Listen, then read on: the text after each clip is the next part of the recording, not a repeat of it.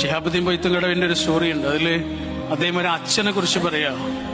അതിങ്ങനെ പറഞ്ഞ് അവസാനം പറയണത് എന്താണെന്നറിയോ? ഭൂമിയിലെ ഏറ്റവും അരക്ഷിതനായ മനുഷ്യനാണ് പുരുഷൻ. പുരുഷൻ എന്ന് പറഞ്ഞാൽ ഭൂമിയിലെ ഏറ്റവും അരക്ഷിതനായ മനുഷ്യനാണ്. ഒരു സമയം കഴിഞ്ഞാൽ അയാളെ ആർക്കും വേണ്ട. അയാളുടെ മക്കൾക്ക് പോലും അയാളെ വേണ്ട. അയാളുടെ കുടുംബത്തിൽ പോലും അയാൾ ആരുമല്ലാതായി തീർന്ന് ഇങ്ങനെ സ്വയം ഉരുകി അയാളിങ്ങനെ പതുക്കെ അന്യത്വത്തിലേക്ക് ഇങ്ങനെ അനുഭവിക്കാൻ തുടങ്ങും എന്ന് പറഞ്ഞിട്ട് അദ്ദേഹം ആ കഥ അവസാനിപ്പിക്കുന്നത് ഇങ്ങനെ: മുറ്റത്തെ മുല്ലമരത്തിന്റെ ചെടി, മുറ്റത്തെ കുറ്റിമുല്ലയുടെ ചെടി കുറെ കാലം കഴിഞ്ഞിട്ട് ഒരു ചൂലായി മൂലക്കലിരിക്കുന്നത് പോലെ അയാളുടെ നല്ല കാലം മുഴുവനും വേറെ ആർക്കൊക്കെയോ വേണ്ടി ഇങ്ങനെ ഊറ്റി